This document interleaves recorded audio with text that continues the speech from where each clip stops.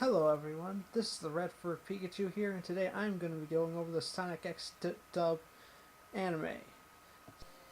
This will be a spoiler-filled review, so if you don't want it spoiled for you and you want to go see it for yourself, then leave the video and come back when you've seen it, because it is a good anime. Alright, so first we'll go over the plot. So during a fight with Eggman, Sonic is through Chaos Control is transported into the human world, more specifically Station Square. Sonic meets a boy named Chris and discovers that his friends have come to the human world as well. The first arc of the series mainly consists of the Sonic and his friends trying to find the Chaos Emeralds before Eggman can get to them. At the finale of the first arc, Eggman manages to trick Knuckles and Eggman into giving him all the 6 emeralds they already have, and finds the last one. It leads to a big, brutal battle between him and Sonic that ends with Super Sonic destroying his robots and causing chaos control, which causes Angel Island to appear in the human world, which sets up the second arc of the story in the anime. The next arc takes the plots of Sonic Adventure 1 and 2 and basically adds the human characters into the plots, as well as taking some inspiration from Sonic Battle, the game where ML was from.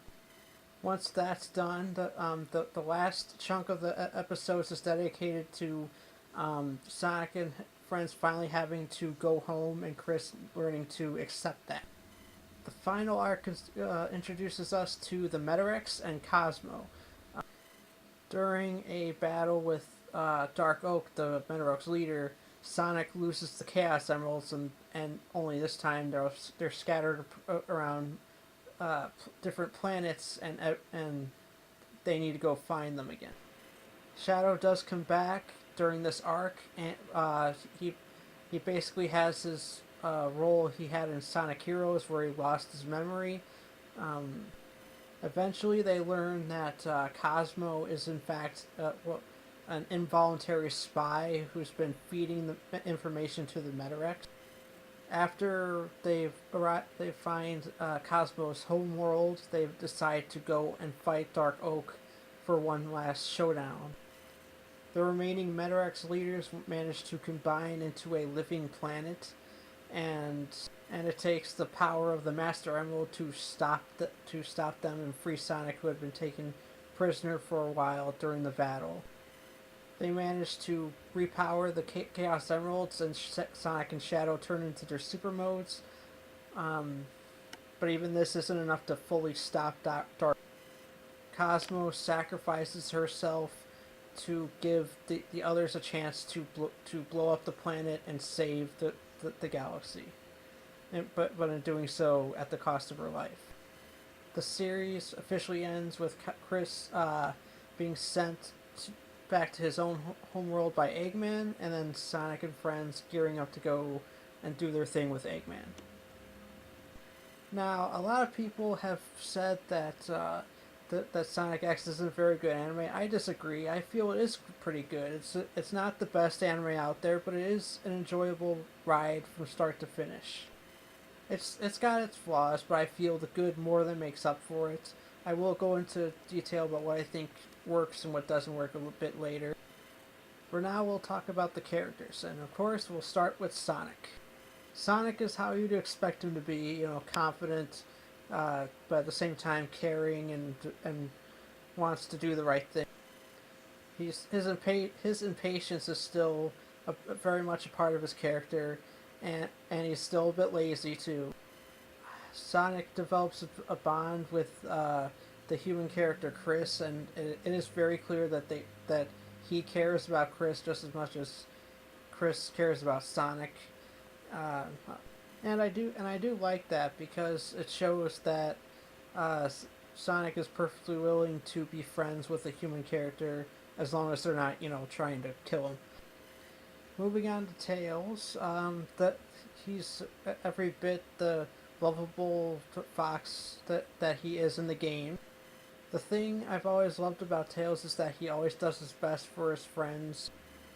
He'll always try for them. He'll always attempt to figure a way out of a situation they've gotten themselves into. It's what makes him one of my favorite Sonic characters.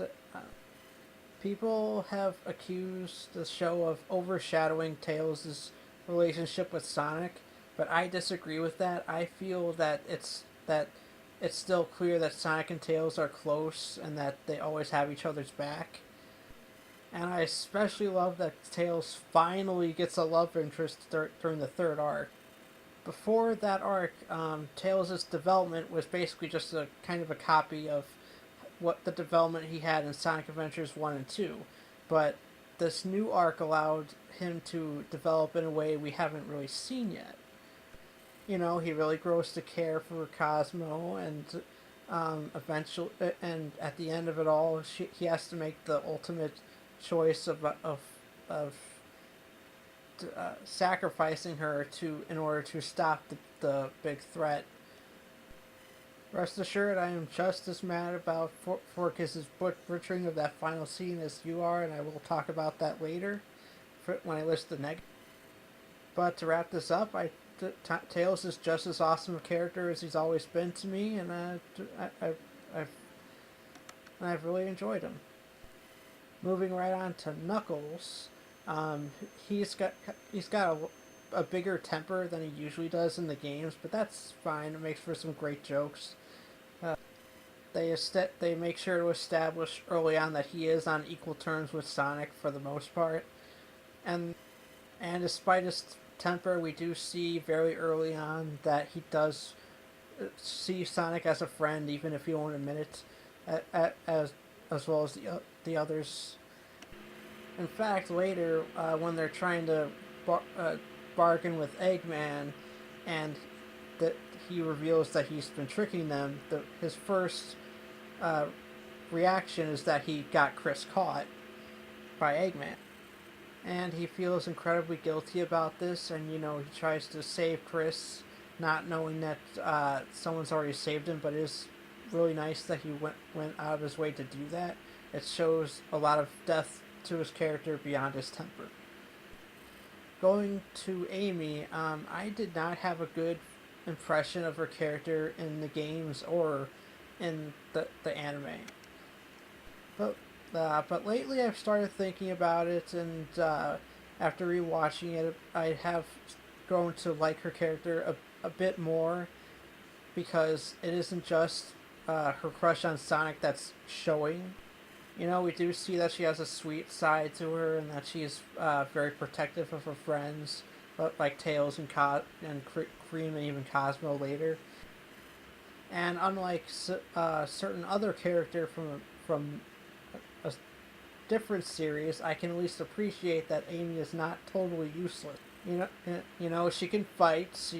She's helped them defeat robots and stuff before.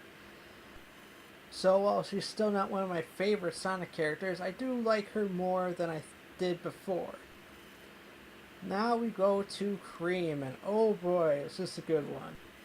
So at first you think Cream's just going to be like a side character. She's not really going to do all that much and to help the others. And for the first arc, she is pretty much on the side, she's offering moral support but not really participating in the fights and stuff.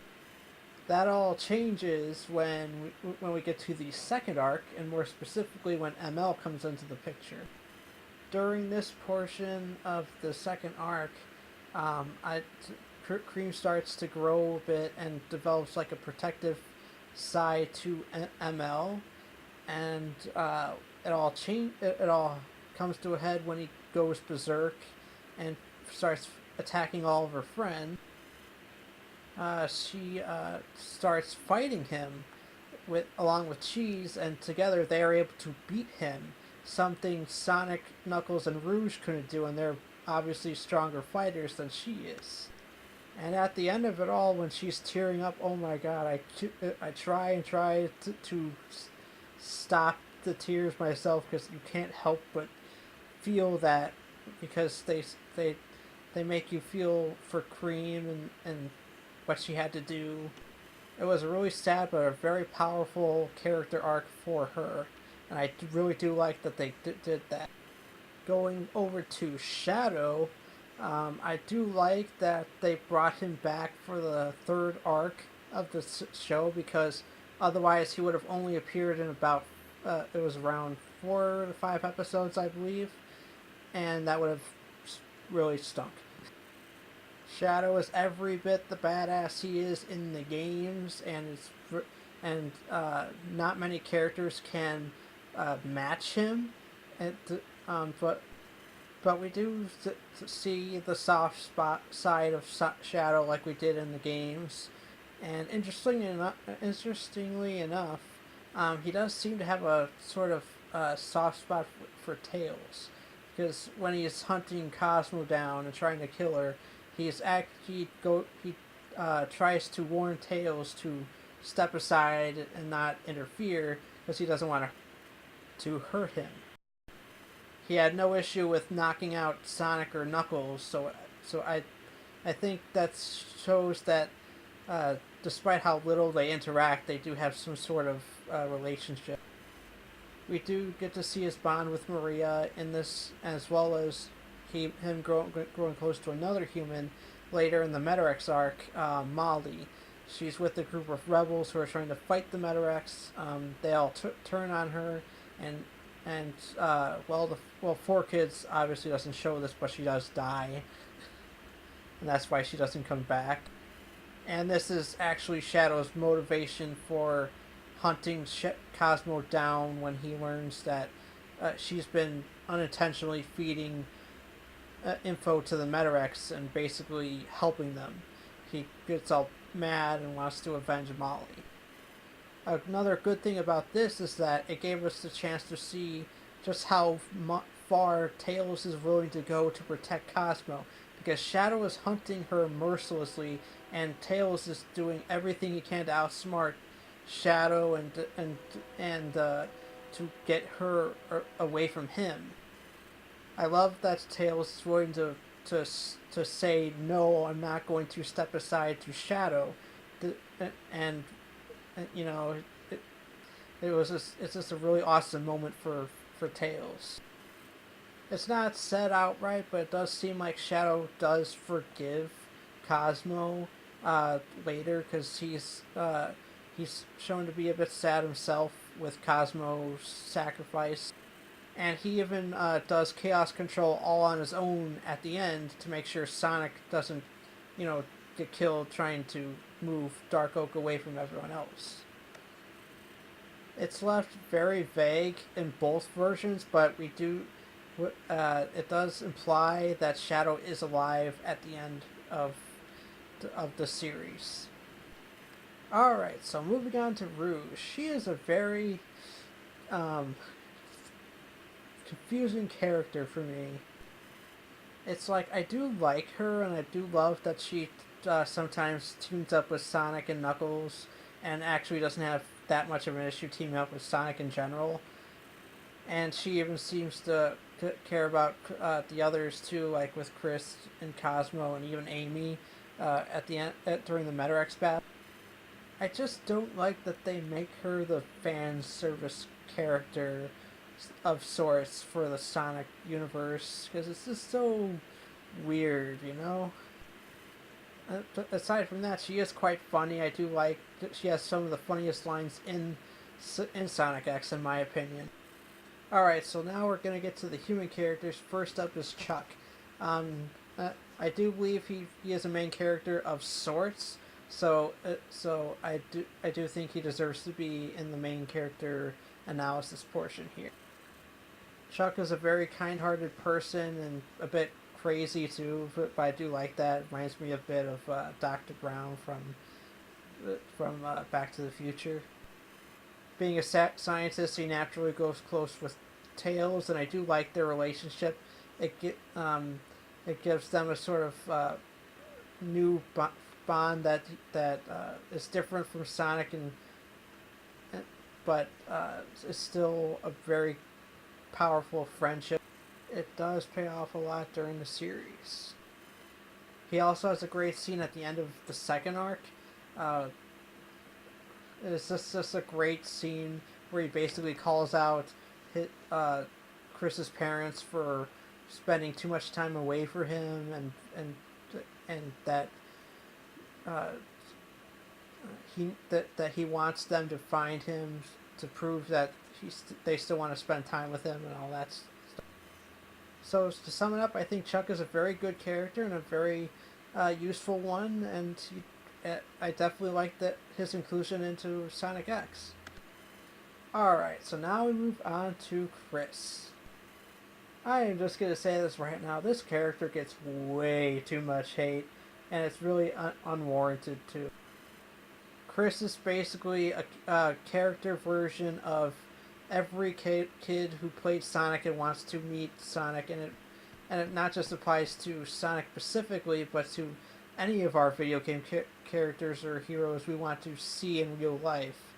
What it would be like if we actually met them as a kid. And he does act sort of like how a kid would to meeting Sonic. They'd be all excited, they'd want him to stay and stuff like that. So and yeah, he is a bit selfish, but every kid has a bit of a selfishness side to them. At the same time, he's not. He does want to help Sonic, and he does help look for the Chaos Emeralds, and sometimes he can be a bit reckless, but it does show that he has courage. And plus, I'll just say this right now, even he is more useful in the first and second arcs than Sakura is in Naruto.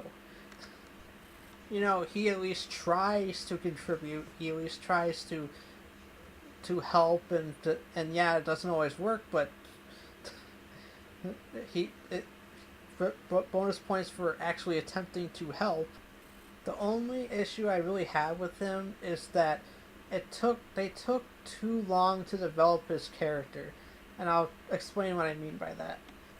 Because for the first arc, near the end of it, he starts getting fears and doubts about what will happen once they do find the Chaos Emeralds, and I do like that. It's natural for a kid to feel that way. He's afraid that they'll leave, and that he'll be right back to where he was before he met Sonic and stuff, and that's great. I like that. The problem comes at the very end of the first arc, where it doesn't really get solved. It doesn't really get it fixed. Like, it just sort of they just sort of shove it aside until the end of the second arc. So it's like, I feel like the second arc should be where we would start to see a more slower progression of him slowly maturing into losing that selfish side of him and stuff like that. But they just sort of cram it all into the end of the second arc of the second season. Despite the rushed character development, I do like that it at least sticks, because in season 3 he is not. He's much more mature. He's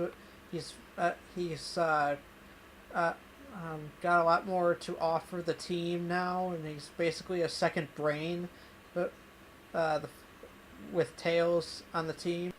And when they are trying to channel energy into the Master Emerald, Chris makes the decision because it's pointed out to him that if they do this, it will cause the Master Emerald to shatter, and he might not get back to his home world.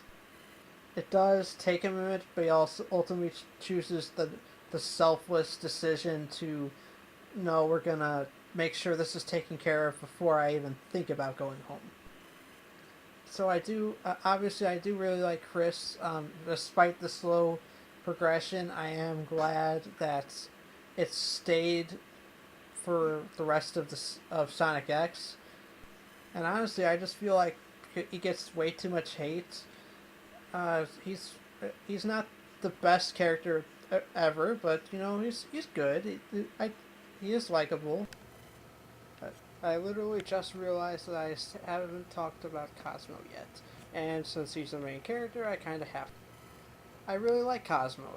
I feel she has a great introduction, a great character arc throughout season 3, and the relationship she has with Tails builds up naturally throughout the season as well, and it makes the final scene between them all the more heartbreaking, because we've grown to care about their relationship, which is another reason why I'm so mad that 4Kids changed that ending around to where they don't confess their love to each other, or at least Tails doesn't, and just like, well, it just seems like they're just good friends now, but we clearly see difference from previous episodes. And I know a lot of people are mixed on Cosmo, but for me, the scenes she has with Tails are just really adorable, and she actually inspires him to act on several occasions throughout season 3. So to wrap this up, I feel Cosmo is a very good character. Alright, so we'll move on to negatives and then final thoughts.